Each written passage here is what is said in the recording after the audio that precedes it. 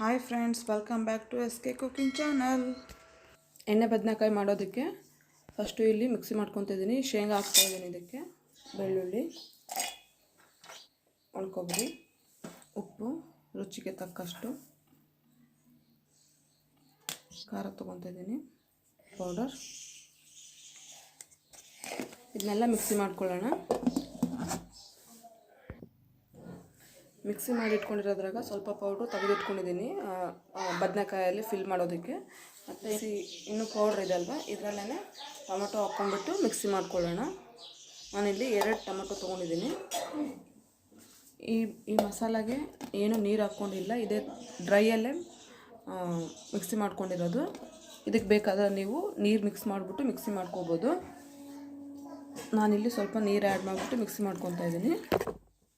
ಬದನೆಕಾಯಿ ಎಲ್ಲ ಈ ಥರ ಕಟ್ ಮಾಡಿ ಇಟ್ಕೊಂಡಿದ್ದೀನಿ. ಇದಕ್ಕೆ ಇವಾಗ ಈ ಮಸಾಲಾನ ಫಿಲ್ ಮಾಡ್ಕೊಳ್ಳೋಣ. ಸ್ವಲ್ಪ ಆಯಿಲ್ ಹಾಕ್ಕೊಳ್ಳೋಣ.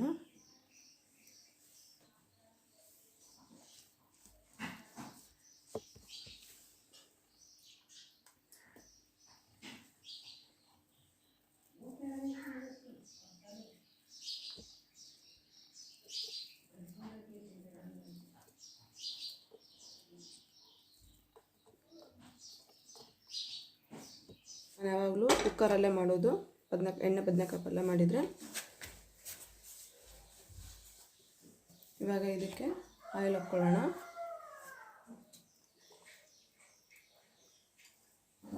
ಆಯಿಲ್ ಹೀಟಾಗಿದೆ. ಇದಕ್ಕೆ ಸಾಸಿವೆ, ಜೀರಿಗೆ ಮತ್ತು ಕರಿಬೇವು ಹಾಕ್ಕೊತಾ ಇದ್ದೀನಿ.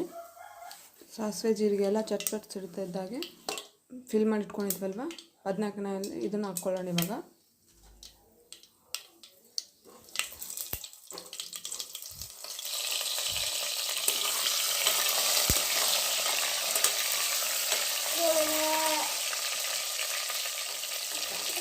ಇದನ್ನು ಒಂದು ಸ್ವಲ್ಪ ಹೊತ್ತು ಎಣ್ಣೆಯಲ್ಲಿ ಫ್ರೈ ಮಾಡ್ಕೊಳ್ಳೋಣ. ಸ್ವಲ್ಪ ಮುಚ್ಚಿಡೋಣ. ಇದನ್ನು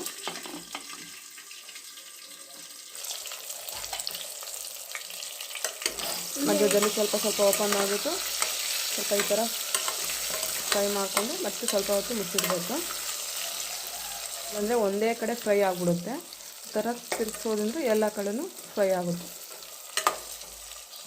ಕ್ಲೋಸ್ ಮಾಡಿಡೋಣ. ಮತ್ತೆ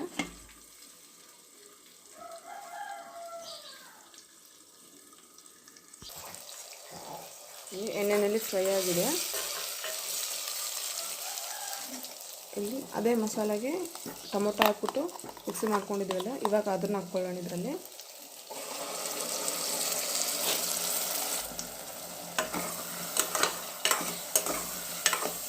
ಇರ್ತಕ್ಕಂಥ ಹಸಿ ಸ್ಮೆಲ್ಲೆಲ್ಲ ಹೋಗೋವರೆಗೂ ಚೆನ್ನಾಗಿ ಫ್ರೈ ಮಾಡ್ಕೋಬೇಕು.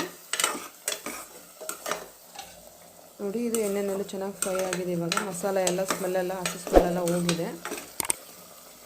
ಇದಕ್ಕೆ ನೀರು ಹಾಕ್ಕೊಳ್ಳೋಣ.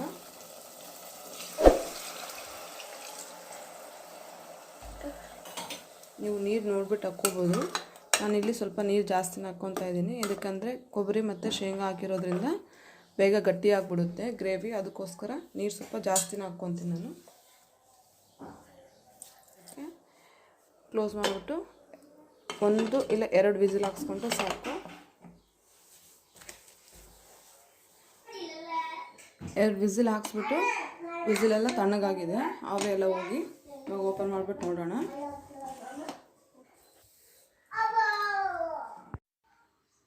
ಎಣ್ಣೆ ಬದನೆಕಾಯಿ ಪಲ್ಯ ರೆಡಿಯಾಗಿದೆ. ನೀವು ಮನೇಲಿ ಟ್ರೈ ಮಾಡಿ ಹೇಗೆ ಬಂದಿದೆ ಅಂತ ನನಗೆ ಕಮೆಂಟ್ ಮಾಡಿ ಹೇಳಿ. ಹಾಗೆ ಲೈಕ್ ಮಾಡಿ, ಶೇರ್ ಮಾಡಿ, ಸಬ್ಸ್ಕ್ರೈಬ್ ಮಾಡಿ. ನಾನು ಯಾವುದೇ ಹೊಸ ವೀಡಿಯೋ ಮಾಡಿದರೆ ನಿಮಗೆ ನೋಟಿಫಿಕೇಷನ್ ಬರುತ್ತೆ.